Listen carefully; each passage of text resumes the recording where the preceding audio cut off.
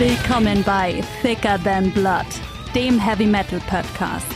Georg und Tom, zwei Cousins, eine Leidenschaft. Macht euch bereit für Headbanging, Herzblut und jede Menge Heavy Metal. Hey there, here we are again, Tom and Georg from your favorite metal podcast, Thicker Than Blood. And we're talking English again. As you might know, we only change languages if we talk to a valued guest. And here he is, Zak Tell, frontman of the mighty Clawfinger. Hooray, I'm a valid guest. Of course you are. Clawfinger, I remember great fun at being at your concerts, but there also have been your political messages and bold statements in the lyrics. So here we are again, 2026, 18 years after your last record, Life Will Kill You. Almost 19 years, actually. But anyway, who's counting? Zak, how are you doing? I'm good. It's Wednesday. Tomorrow and Friday, I have taken time off from work because we are going to rehearse and record one last video for the album. Okay. So I get 2 days of doing something different than my normal job, which is nice. And I also get to do it with my old friends, Clawfinger. So, Zak, Clawfinger has always sounded urgent, but on Before We All Die, the new record, you definitely salt the wound. How comes? I don't know. I'm just in the band. I mean, times are just as urgent now, maybe even more so. It feels like there is more bad shit happening now than there was in '93. There is just as much stuff to be mad about and be pissed off about, be angry about, be depressed about, be concerned about. So for that reason, we are back and continuing to do what we have always done, And it's the only thing we know how to do as well. If you had to explain the album in one sentence to someone who never heard Clawfinger before, how would you describe it? Angry, hard, frustrated, disillusioned, and darkly humorous. Okay, and we already talked about it's been some time since your last studio album. Why now? What finally made this the right moment to bring a new album? We really weren't planning on releasing a new album, but I guess what happened was, we had a short break. It was actually only 1 year that we didn't do anything. And during that time, we thought that we had disbanded and that we were no longer a band. But then we got an offer to play a festival in Switzerland at a really nice venue, and it paid well. And Motorhead and some other big bands were playing. And we thought, hey, why not? Why not do 1 or 2 gigs? It's not up to anyone else to decide what we can or cannot do. So we did that festival, and of course, once people heard that we were playing, some other festivals got in touch. So we played a few more festivals. Another summer comes along, we have yet a few more festivals. Then all of a sudden we realized that Deaf Dumb Blind has its 25th anniversary. So we do a short tour playing that album. And some more festivals. We record a song. It slowly snowballed back into some kind of action. It's been a very slow process because it's been almost 19 years. But I guess in some ways you could say that we sort of gradually grew back in love with doing what we do again. And, and the more we played, and for every single we released, we kind of fed the Clawfinger beast. And we slowly started writing songs again, not with any particular master plan in mind, but just because it was sort of fun to do it. And then if we fast forward to 22, maybe, we had a Zoom meeting with our manager, And he said, guys, I know that you have like 6 or 7 songs. Would you consider maybe writing like 3 more and possibly releasing an album before we all die? And we were like, yeah, first of all, we laughed because it was a bit funny because it's been so long. We're all going to fucking die in the end.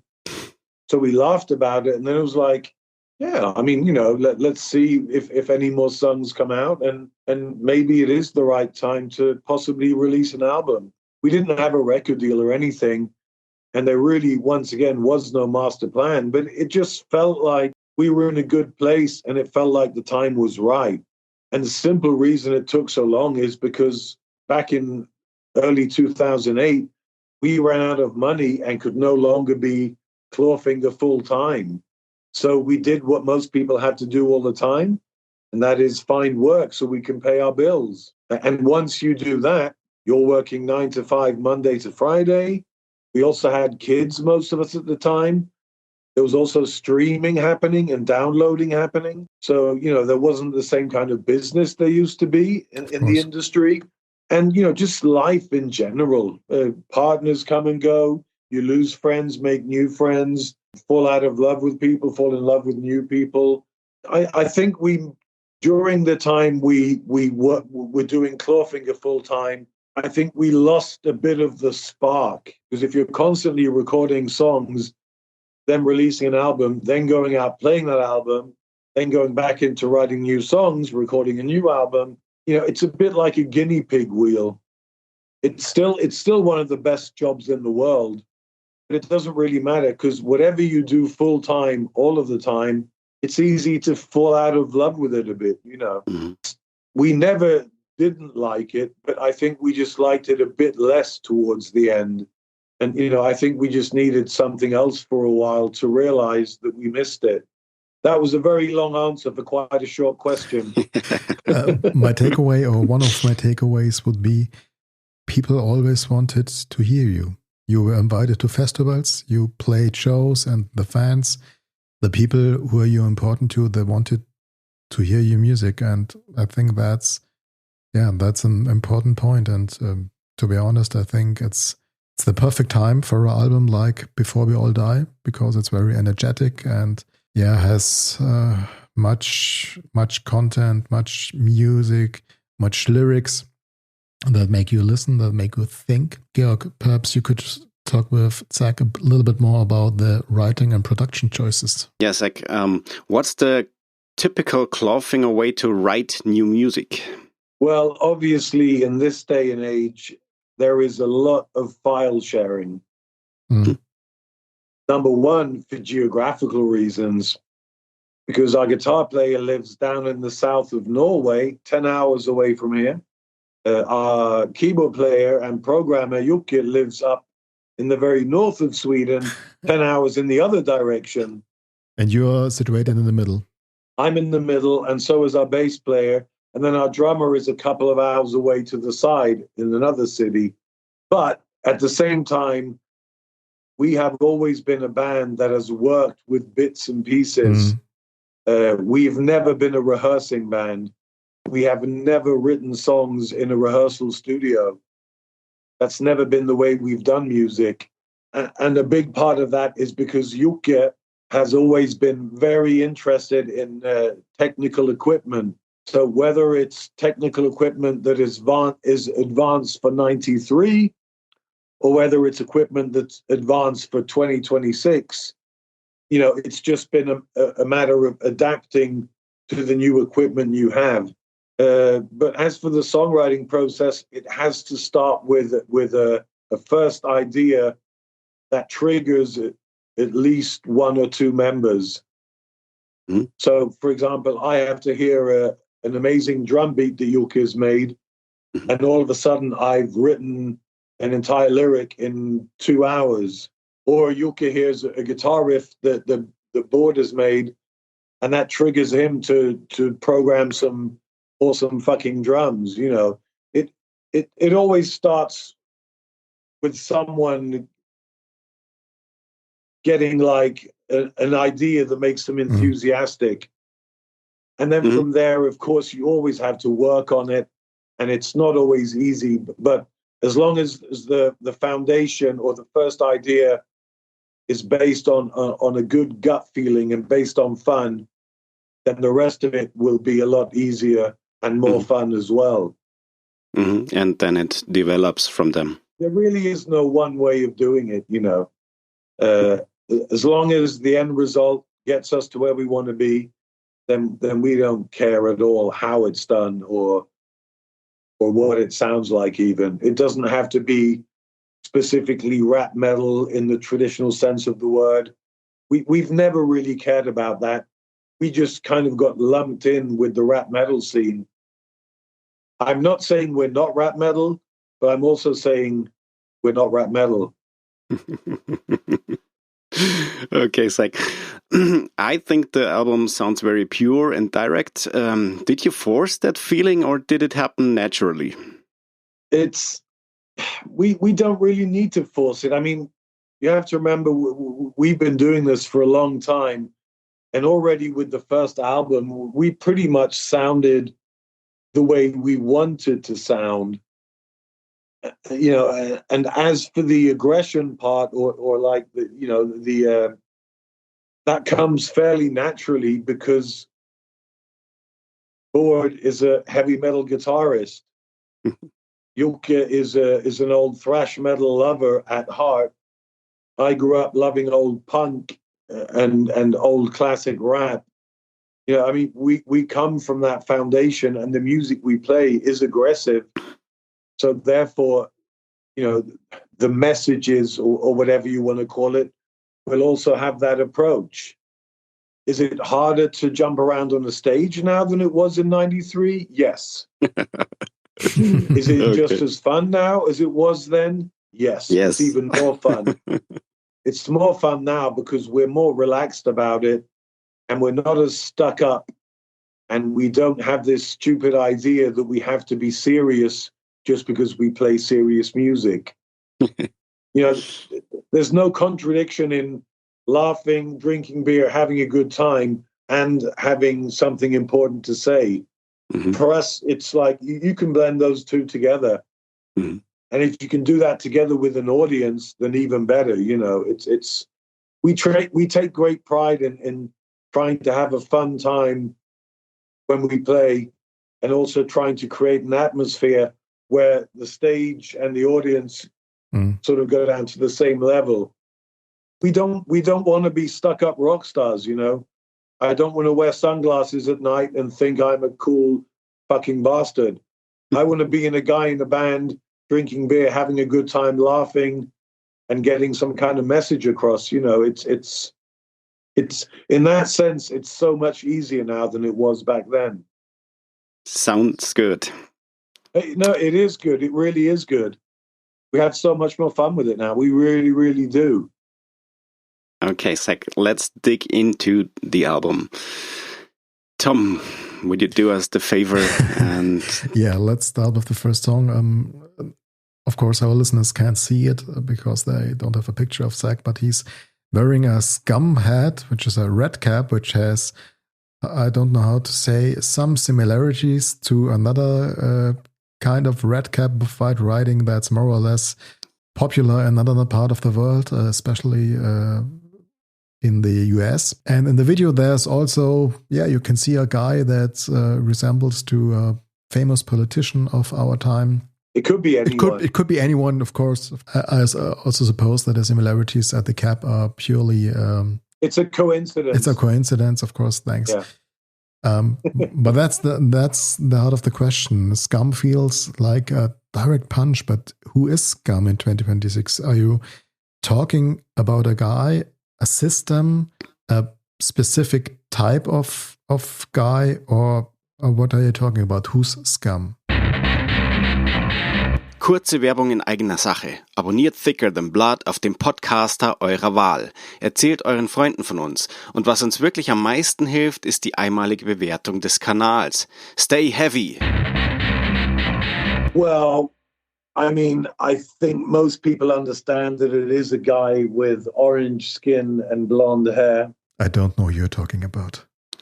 who is a narcissistic, self-obsessed, corrupt pig who does not care about anything else except his own success and being remembered as one of the greatest leaders of all time. The irony is that he will be remembered as one of the worst leaders ever to exist on the face of planet Earth. And that becomes more and more obvious the more time passes. Obviously, he represents the worst of the worst. Unfortunately, he is certainly not the only person in a power position who is full of himself. And I'm saying full of himself because more often than not, it is men who are fucking pigs. Power greedy, money hungry, fame seeking pigs. But no, yeah, of course the song is about him, but it also symbolizes how corrupt and how rotten things have become. Was it an obvious choice? And was it maybe too obvious? Are we kicking in open doors? Yeah, maybe we are, but sometimes shit needs to be addressed. And this scumbag is allowed to say whatever the fuck he wants, and people all over the world listen to it, and some of them even believe it. So why the fuck shouldn't we be allowed to write a song about the fact that we think he's the worst of the worst, you know? It feels like people are a bit afraid to do that kind of stuff now. And that is the downside of woke culture, as far as I'm concerned. It's gotten to the point where you're too scared to say anything, and because you're scared of what the outcome will be. And if that's what woke means, then I think woke is shit. There's also a good side to woke, because things like Me Too and Black Lives Matter and the whole new political approach to how you understand things and how you it's about accepting that times change. Yeah, of course. A lot has happened in the last 30 years, and you have to be humble about that, and you have to be respectful. So woke is also a good thing, but it's a fucking balance, and it's hard. And I think a lot of people struggle to understand what is okay and what isn't okay. And I think a lot of people think too much about that, because at the end of the day, if what you're saying is what you're thinking and what you really believe, then what's the problem? Yes, there will be people who disagree with you, but is that your problem or their problem? It's tricky, and I find it hard myself. Mm-hmm. But at the same time, I have a punk rocker in me at heart, somewhere in here, and sometimes it's just fun to kick up shit and be provocative and address the assholes. Yeah, and I think you did very precisely. And I think you've written the song 25, so it's not that new anymore. I think it came out last year in the summer. Yeah, and the song dates back a few years before that. Originally, it didn't have one specific person it was about. It was just about that frustration in general. Mm. But I felt like it wasn't really saying anything because it wasn't addressing anyone in particular. So I actually changed the lyrics sometime early last year when we recorded the final version of it. But no, yeah, it's not the newest song. It's not the oldest song on the album either, but it's not the newest one. But I suppose you feel validated by history, by all the stuff that happened the last months, weeks, days, whatever that. Yeah, I suppose so. I don't really feel like I need that to be validated and to feel like I'm saying what I believe.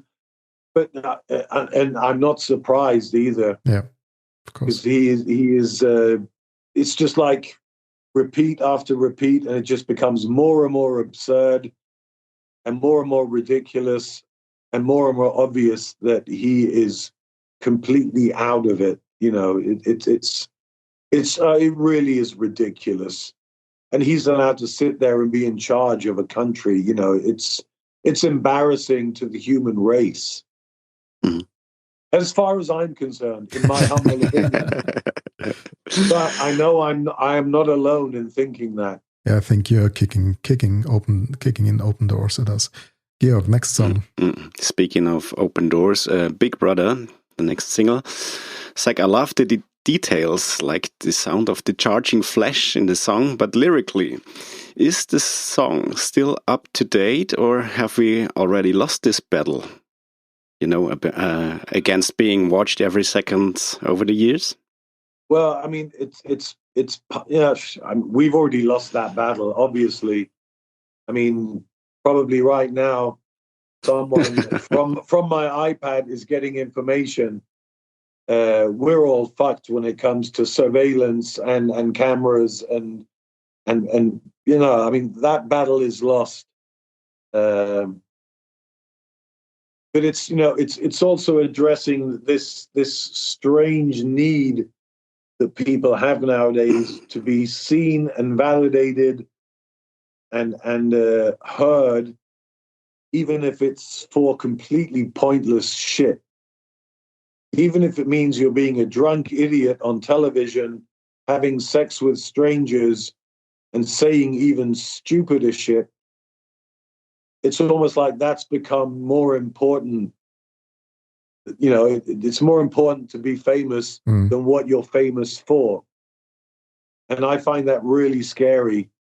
You know, I like to believe that it's good to have achieved something that means something.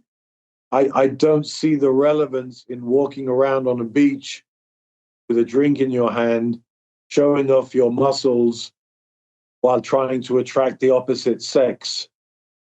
If you know, if that's what it's come to, I'm fucking worried. And that is what it's come to. So I am fucking worried. You know, it's mind-boggling. I mean, even this, what we're doing is kind of strange, but at least there is a context, and at least I'm part of a band that is, you know, is releasing a new album. So it sort of makes sense. But this whole idea of people being more or less important based on how much they're seen in the media or in the press is still kind of weird when you think about it, you know. Let's move on to the next song. It's Going Down Like Titanic. Could you just explain us what's the song about? Is this cynical humor? Is it a political metaphor? Yes. I mean, to be honest, that song, I remember Yuke, our keyboard player and programmer, he played me a beat. This would have been about 3 or 4 years ago. And I really loved the beat, but I could not think of a way that I could put myself on that beat where I felt like it was me. And I guess part of that had to do with the fact that it's a very hip-hoppy beat. It has like a Cypress Hill flavor to it, or whatever you want to call it. And I was like, I don't fucking know what to do with this. But then about, maybe, I don't know, maybe it was a year ago or something, I just started writing stupid lyrics, sort of in the style of like, you know, I'm back and I'm bigger and I'm better than ever. And then when I'd written like half of the first verse, I was like, okay, so I'm talking about I'm back and I'm on fire and all this cliche stuff. I was like, hang on, okay, so and it was kind of a metaphor for us having been away so long as well. But then it was like, okay, so what are we really coming back to? Nothing's fucking changed. We're still all behaving like idiots. We're mistreating our planet. We're killing each other. We're destroying the one place we have where we know we can live as humans. So I kind of just switched it around. So yeah, I'm back and I'm bad and I'm cool and there's nothing to come back to because we are literally going down like Titanic. So yeah, it was kind of playing around with how fucked up we are. So even if we're cool and we're happening and we're trendy or we're in or whatever, it doesn't fucking matter because we're still making the same mistakes and we're still fucking everything up. So I guess that's the basic idea for the song. And Titanic was just a really good metaphor for the denial. Like, the band is still playing on the ship while it's sinking, and the rich people up at the top are still dancing and eating. We have the people down at the bottom, they're already drowning. And it's it kind of symbolizes what we're doing to each other. Okay. Another song I'd like to talk about is A Perfect Day. I love the smooth feeling and the upbuilding to a kind of climax. It suits you well. What's the lyrical concept behind? Is it maybe the same day you're talking about? I think what inspired that lyric is actually how we, in this day and age, like to portray our lives like they're perfect a lot of the time. And a lot of that is through social media and just posting these perfect pictures of sunsets and holidays and food and happy families and all this stuff. And I have a really hard time accepting that anyone's life really is that fucking perfect. If it is, then good for them, But the reality is we all have shit days. We all have shit weeks, shit years, shit experiences, bad relationships, fallouts with our families. We lose jobs. We can't put food on our table. There's good stuff as well, of course. I don't want to sound too miserable. There's loads of great stuff as well. But sometimes it just feels like things become so one-sided. And I just felt like destroying that a bit. Okay, got it. Sometimes it's fun to destroy things. Thank you. Okay, so let's move on. Let's talk a little bit about politics and society. And I don't know how the situation is in Sweden, where you guys are located, but in Germany, a classic argument is used by the far right is that music should not be political, in which, of course, by which they mean music shouldn't portray another kind of political view than their own. Than theirs. Of course. Yeah. But what do you reply to this argument or to this demand?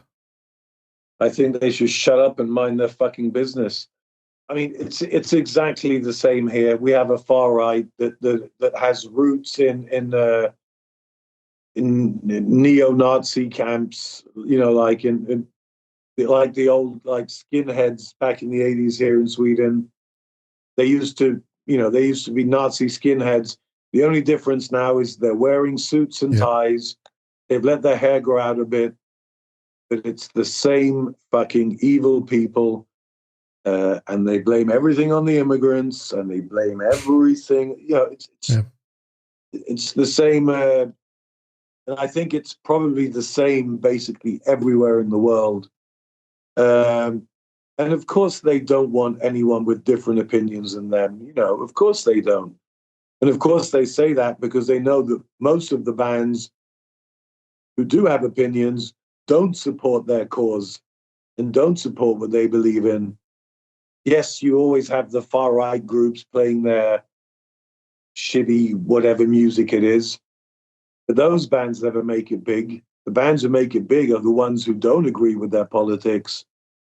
And also, in general, the far-right-wing parties very rarely want to put money or time into culture in general.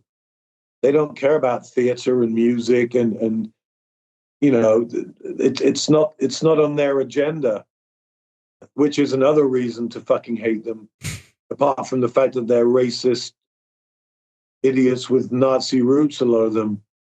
It's along the same line as scum, I don't even know what to say. Unfortunately, they exist here, and unfortunately, they're quite popular as well. The good thing is, at the end of the day, they don't really live by the promises they make. So I think in the long run, a lot of those parties will sort of erase themselves. It might take time, But on my positive days, I have to believe that there is a yin and a yang. And sometimes shit needs to get worse before it gets better.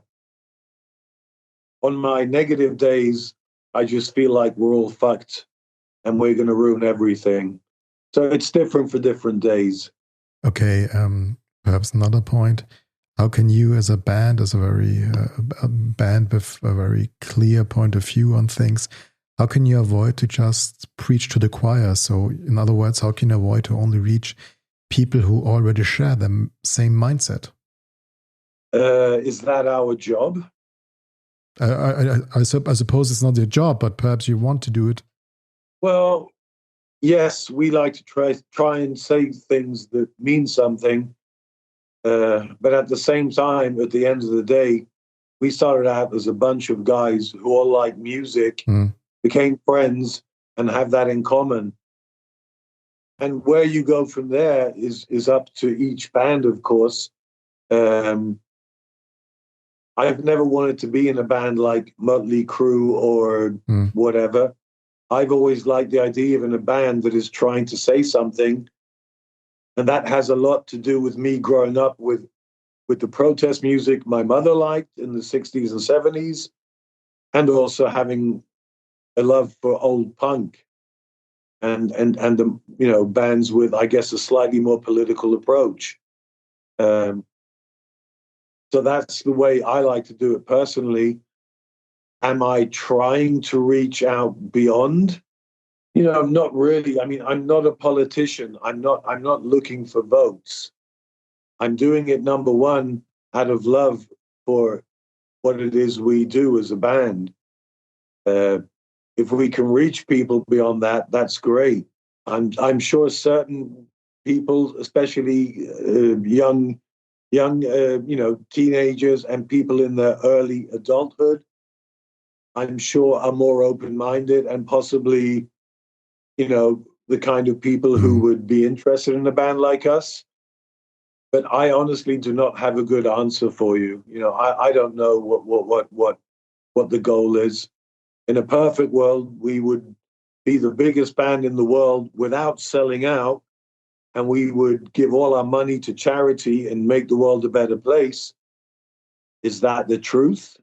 If that happened, would we really do that? I don't fucking know. I like to think so. But anyway, we're never going to be that big fucking band anyway, so I don't need to worry about it. Zak, coming to the end of our little podcast episode, we have a quick fire round, so don't overthink your answers. Ready? Maybe. One word that describes 2026. Shit. Okay. The last thing that made you genuinely hopeful. Oh, fuck. The last thing that made me... I need to be quick here. The last thing that made me feel hopeful.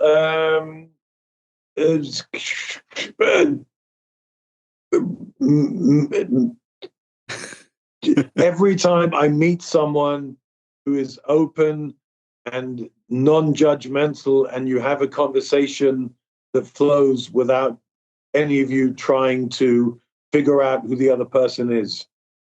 That was a long answer, but anyway. Great. The most overrated political buzzword. I'm no good with buzzwords. The most overrated political buzzword, MAGA. Yeah, a band that still makes you feel like a teenager. I really love Skindred. I really love a Welsh guy called Ren. So those would be my two spontaneous answers. Good ones. And last one, finish the sentence. Before we all die, we should... do another Clawfinger gig. Great. Tour starting in October 2026. So see you there. Zak Tell from Clawfinger, ladies and gentlemen. It's been a pleasure. Thanks, Zak, and good luck with the album. Thank you very much for having me, and I wish us luck as well.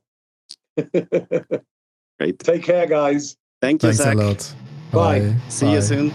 Bye-bye. See you.